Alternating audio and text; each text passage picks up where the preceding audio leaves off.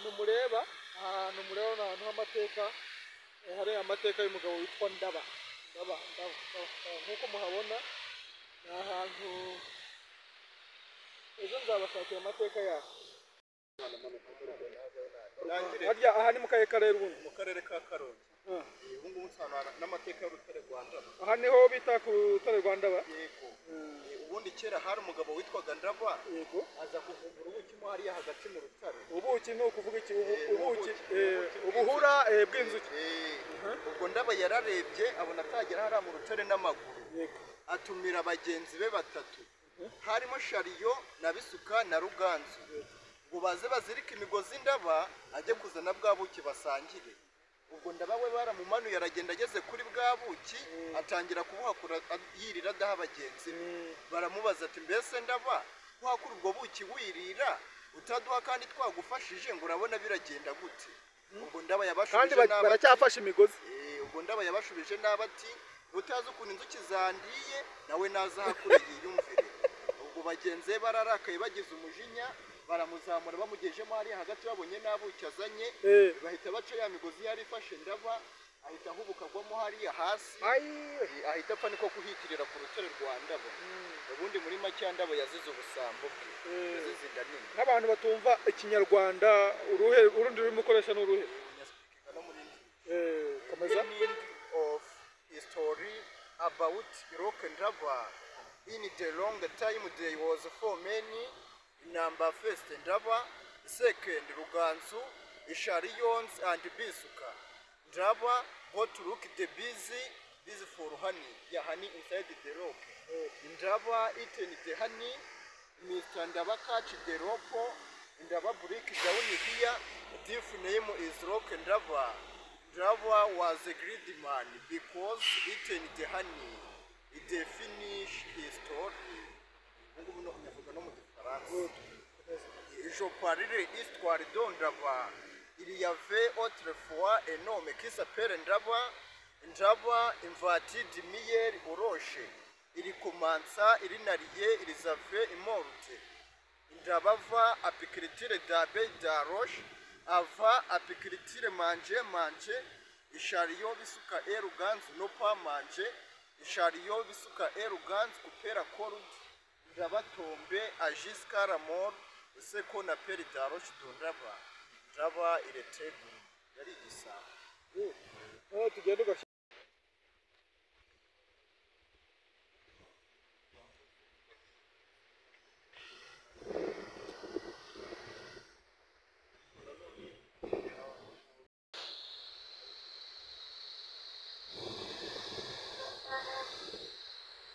Kabanza fata amazi.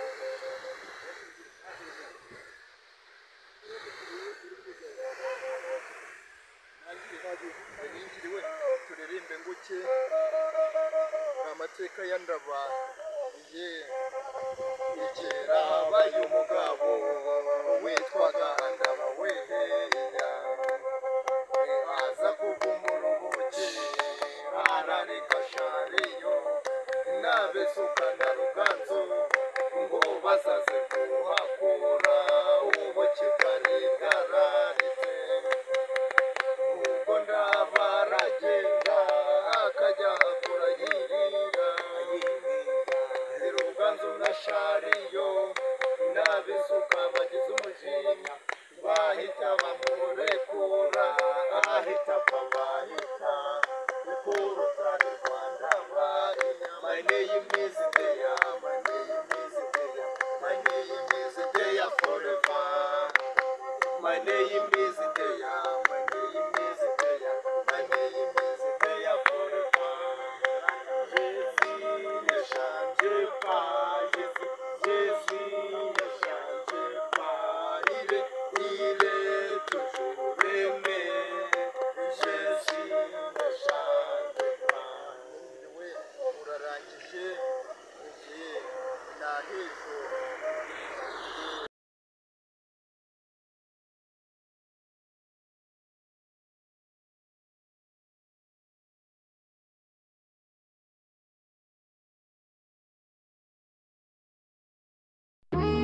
Kera habayeho umugabo witwaga Ndaba mu Rwanda bo hambere aho hahoze ari mu Bwishaza rutare ni umugezi byombi byitiriwe Ndaba wari utuye kuri Ntobo mu gahinga kari haruguru rutare Ndaba yari umutwa akaba yari aturanye na shariyo na bisuka na ruganzu muri urwo rutare hakundaga kubamo amarumbo y'inzuki ndetse rukera mu buti bwiza cyane umunsi umwe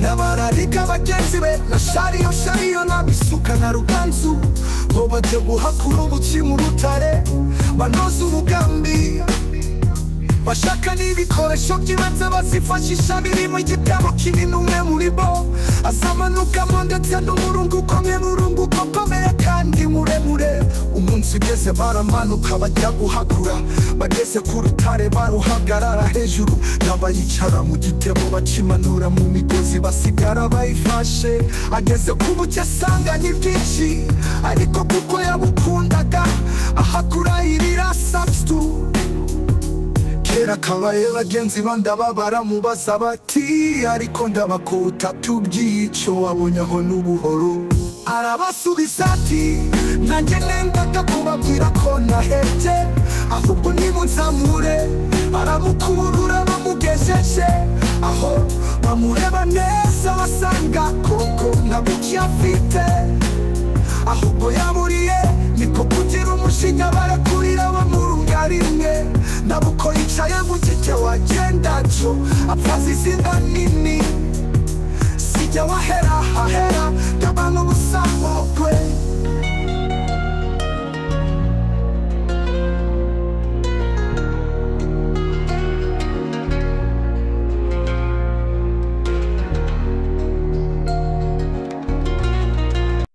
A long time ago, there was a man named Ndaba in ancient Rwanda, specifically in a place called Bwishaza. This rock and the river were both named after Ndaba, who lived at Ntobo, in a forested area above the rock.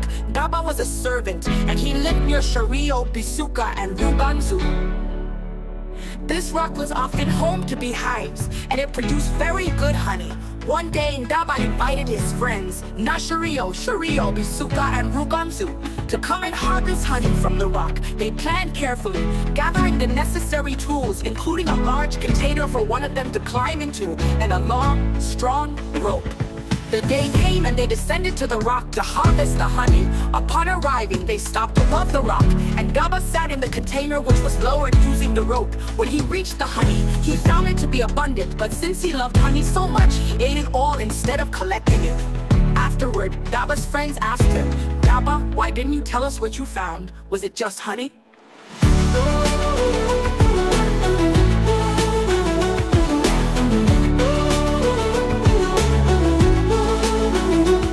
He replied, I had intended to tell you that I was full, but just pull me up. They pulled him up, and when they looked closely, they found that there was no honey. He had eaten it all out of anger. They released the rope, and Ndaba, still sitting in the container, fell, died from the fall, and it was all because of his greed.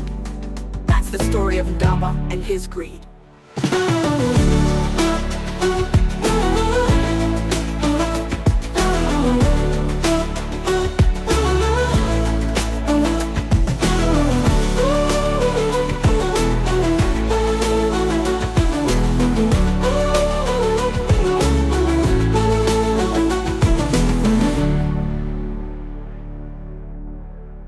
To come and harvest honey from the rock. They plan and harvest honey from the rock. To come and Ruganzu. To come and harvest honey from the rock.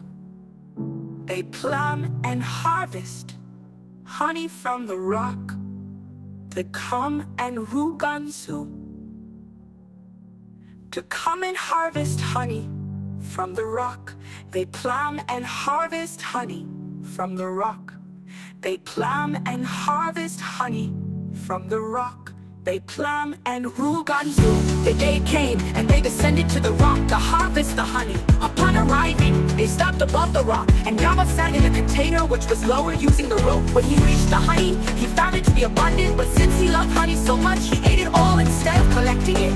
afterward, Ndaba's friends asked him, Ndaba, why didn't you tell us what you found? Or was it just honey? He replied, I had intended to tell you that I was full, but just pull me up. They pulled him up, and when they looked closely, they found that there was no honey. He had eaten it all out of anger. They released the rope, and then Ndaba, still sitting in the container, fell. He died from the fall, and it was all because of his greed.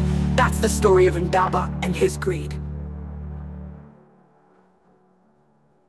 That's the story of Ndaba and his greed.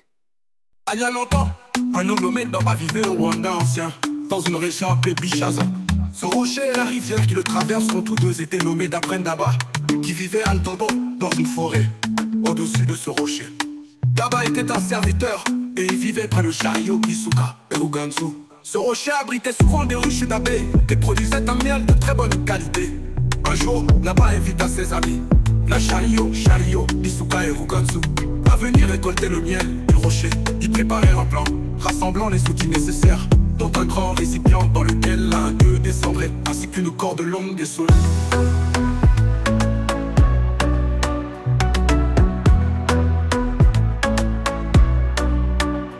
Le jour venu, ils descendirent pour récolter le miel. Lorsqu'ils arrivèrent au rocher, ils s'arrêtèrent au-dessus. Ndaba s'assit dans le récipient qui fut descendu avec la corde. Lorsqu'il atteignit le miel, il en trouva une grande quantité. Et étant tellement friand de miel, il se mit à en manger au lieu de le récolter. Plus tard, ses amis lui demandèrent, Ndaba, pourquoi ne nous as-tu pas dit ce que tu avais trouvé n'était-ce que du miel?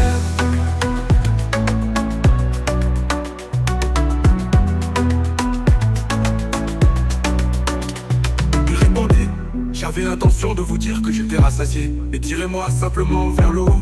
Ils le remontèrent et lorsqu'ils le regardèrent de plus près, ils découvrirent qu'il n'y avait pas de miel. En réalité, il avait tout mangé. En colère, ils lâchèrent la corde et Ndaba, toujours assis dans le récipient, tomba. Il mourut de cette chute à cause de sa gourmandise. C'est ainsi que Ndaba périt à cause de son avidité.